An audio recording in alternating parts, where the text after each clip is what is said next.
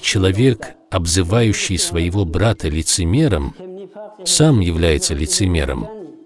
Если бы он не был лицемером, он побоялся бы, что это обвинение обернется против него самого.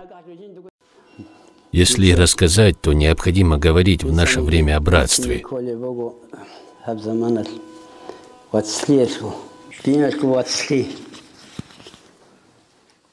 Из-за мелочи, бессостоятельной причины некоторые отказываются от братства в религии.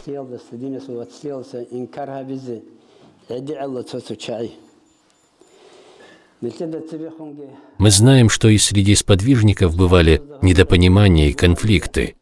Если даже среди сподвижников было такое, кто же мы такие, чтобы в наше время не было недопонимания и конфликтов? Насколько наша вера слаба по сравнению с их верой?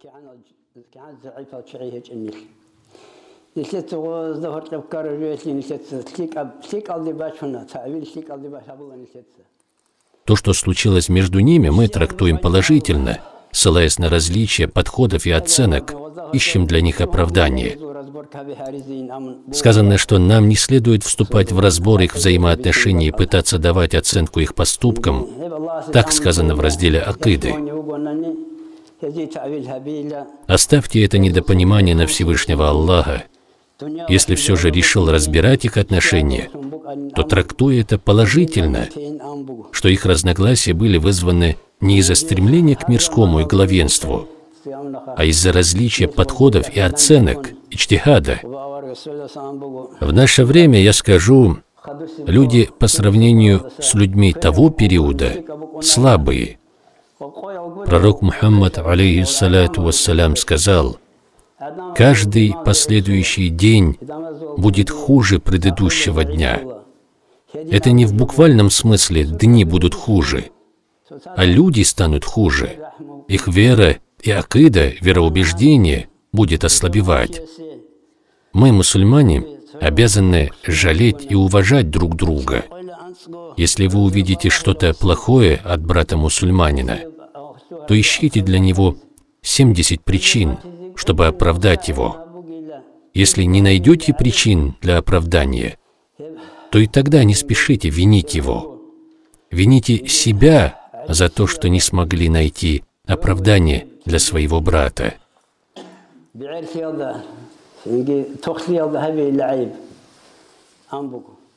Последнее время я вижу, многие наши братья спешат обвинять друг друга, в том числе даже в лицемерии, называя друг друга мунафиком.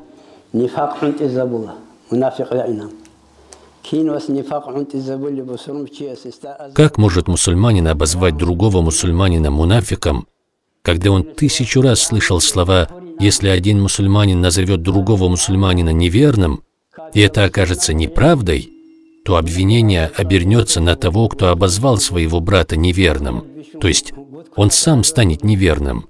А мунафик, лицемер, намного хуже неверного, так как он будет пребывать в самом нижнем ущелье ада».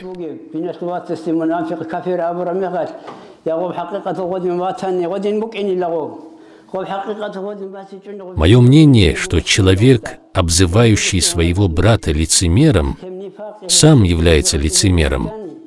Если бы он не был лицемером, он побоялся бы, что это обвинение обернется против него самого. Подобные обвинения могут исходить только из уст того, кто сам не боится лицемерия и неверия и считает себя застрахованным от этого.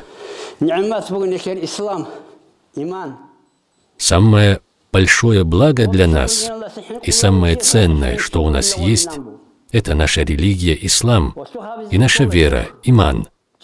Их мы обязаны беречь и усилить. Сказано, что имана лишится тот, кто не переживает остаться без него. За эти блага тоже мы обязаны выражать шукру, благодарность Всевышнему Аллаху.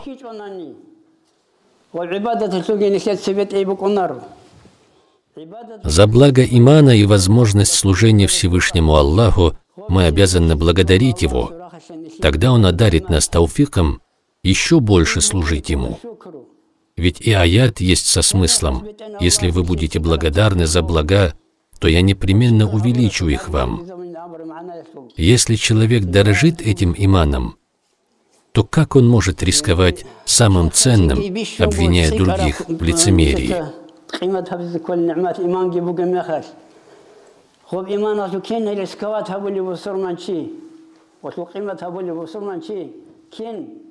Найдите оправдание или оставьте его на Аллаха. Скажите, что может быть причина, которую я не знаю.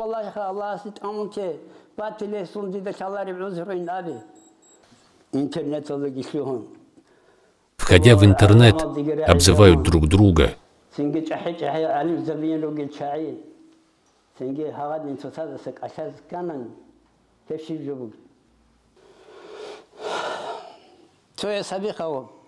Если кто-то сделал что-то неправильное, почему не идете к нему и не решаете вопрос? Все должны услышать что-либо об этом. Сегодня мало, что ли, недоброжелателей у муридов и ахлюль тасауф. Их всех надо радовать, что ли? Дай Аллах тауфик нам. Смысла не вижу много говорить.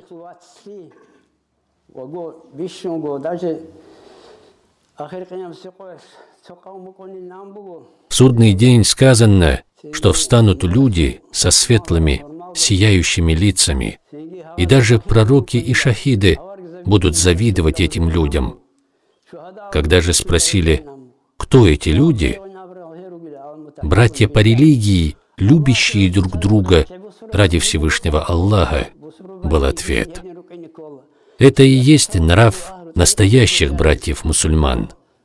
Мусульманину не подобает спешить с обвинениями в адрес других, посчитав себя избранным или безгрешным.